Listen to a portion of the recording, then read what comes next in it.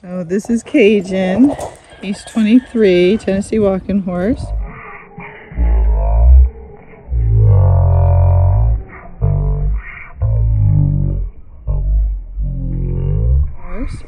And you can tell a lot when they're loose, so a little anxiety there, huh? He's been here about a week.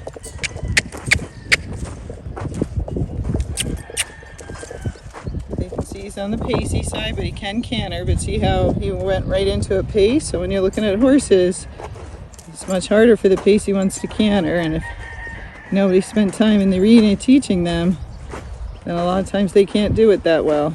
But it's not their fault. So now he's cross cantering. You can see he's very fast and lanky. So even for his age, this is a more forward horse. Immediately came in here, started moving. And he's been worked every day.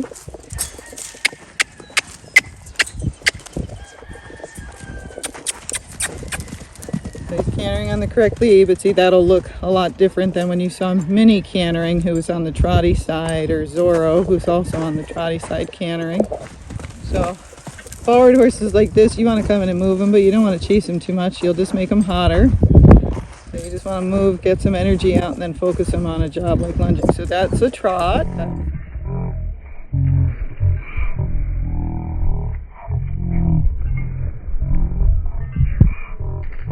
That was good. The more they trot when they're pacey like this, the better.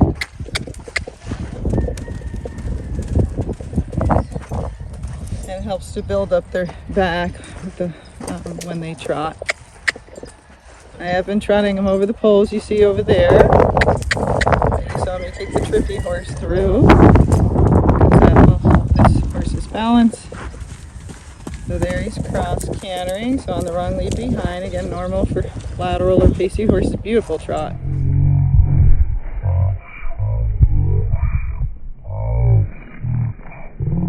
Trot. But he needs to trot a lot more, doesn't he? Because that'll make his gait less pacey. So I like to see what they do lose, because sometimes when you put them on the lunge line, they won't trot. And if you know that, then when your vet's coming out, you know, or something's wrong with your horse, videotape it running around so they can see. It's always fun when I'm recording. There's another beautiful trot. So when I'm riding this horse, he has some dental disease, so I put him in my bitless bridle, but they said I could use a bit. But that's what I put him in, and he was very forward when he came in here. He hadn't been ridden for a couple weeks, even though I ran him around.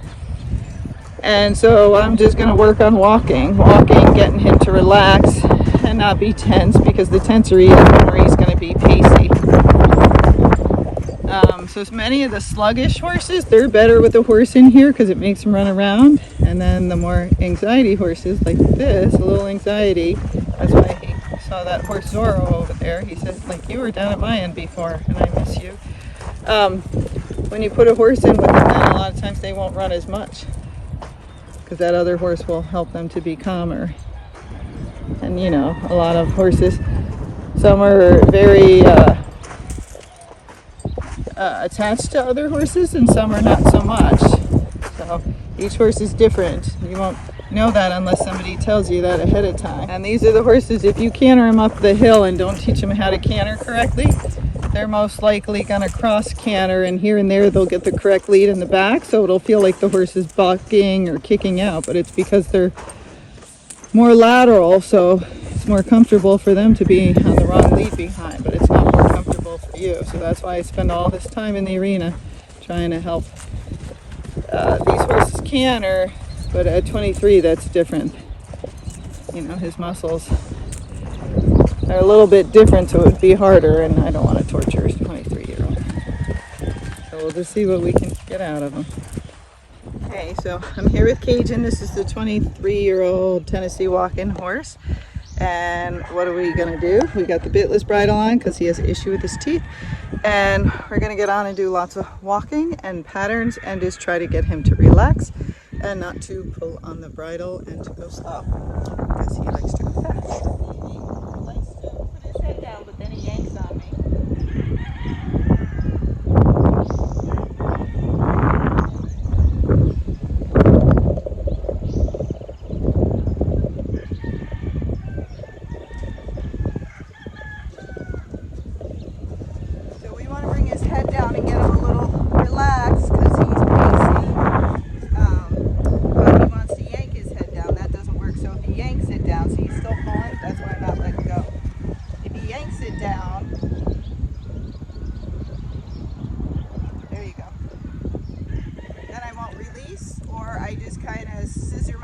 back and forth to make it uncomfortable for him. But I want him to walk with his head right about there. I don't want it lower than that, but he thinks he's supposed to.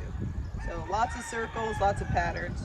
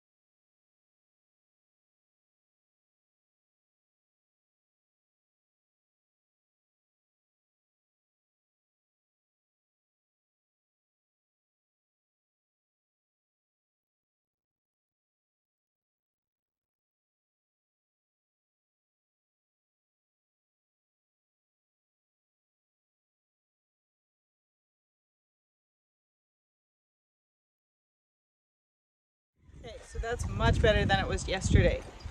His left ear though kept going back like this, and I got off, I checked this, I loosened everything up, make sure it wasn't doing anything. You might have seen me scratching his ear. I loosened all this up, then put it back on, and but he kept putting his left ear back, so I don't know if the noseband, because this works off the noseband, the noseband's bothering his teeth. So the next time I ride him, I think I might put him in a bit. And he sent a hackamore, but it fell apart. The conchos were missing. Sometimes that happens when people send stuff to me. They don't check the equipment. So overall, he did well. He was very quiet. So he wasn't spooky. He didn't do anything bad, except he kept pulling down. You might have seen his head really low at times. If he wasn't pulling, I was fine with it. But if he pulled on me, then I kind of held him and tried to bring him up. And then when he did come up, then I would release. When I thought he was doing a good job, which wasn't a lot, that's when I stopped and I gave him a break and rubbed him. So with the fast ones, I come in and I do a lot of walking. I worked with him years ago. I think he remembers, because some of them I have to do those one range stops and I have to do a lot of circles, but he actually calmed down with me pretty fast and said, oh, it's you, I guess I'll walk. So he's walking around, but I want him to relax, start using his body, but I want to do it slowly because he's older. And I only just want to get a couple good steps of that flat walk without him pulling his head up or pulling his head down, and then that's when I stop and release. So I don't work him real hard, I don't work him real long, I'm just trying to get the point across. And that's the part that some of you miss, is you keep working them really hard and you're like, well, I want a flat walk. Well, if they go too fast all the time, you can't get a good flat walk until you get them to relax. So first you got to teach them to relax. Remember, it's foundation and you have to build your way up. If you skip steps and you don't build that foundation, you're always going to be going back trying to fix things because the horse doesn't understand. So when they're fast, come in, work slow. Just walk for a long, long time. And then you can do just a little bit of gaiting and get that horse to try to relax and do the gait correctly, just a couple of steps, and then stop. Don't be like, oh, that's great, I got it, and then you go for 20 more minutes. No, he's got to understand when he does that and he stays relaxed, it's over. Same thing with the slow horses. When I push them fast and then they go fast for me, I see what you're doing. No, back up. He's trying to go for the grass. The ones that are too slow, I get them to go fast. See, I see what he's doing behind me. And then when they do, I stop, I quit. And so I don't work them real long because they're all about the rest. And then, you know, in time, if like Eclipse got that stop that's too good, I just come back to a walk. I don't come back to a stop. So you got to get after him because this is how they get bad manners. And I can see him in the video sneaking up behind me. And he tried to rub on me before too, and that's a very bad habit because that bridle can catch onto my clothing. He could freak out and kill me. So don't let them rub on you. Don't let them do things when you're not paying attention. Stay after them. They're just like children, okay? They should not be allowed to just wander off, take grass and stuff, because sooner or later they're going to knock you over, drag you into something. He can sit there for 2 minutes while I'm sitting here talking to you.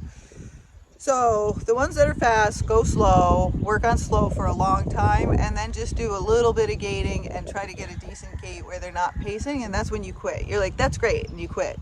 If you do that and you repeat it each day, you'll get more and more steps. It'll get better and better. But if you push it, you know, until the horse is exhausted, or you're just fighting with them the whole time, the horse isn't understanding. You might have to fight with them a little bit in the beginning, but then they should understand. So if you are, then you might need some tools to help you. If their head, you know, they keep throwing their head up, you might need to use draw reins or a running martingale or something. If you don't have the skills, something that's going to help that horse understand what you're trying to get him to do, okay? So I hope that helps some of you with fast horses, because it doesn't matter how old they are. Those really forward horses are usually still forward as they get older, and it's managing it and showing them what to do. When they're really young, if you do it right, then as they get older, they understand and they're not so fast. But other ones, you know, just mentally, they're on go the whole time. That's what was bred into them, and that's what they are.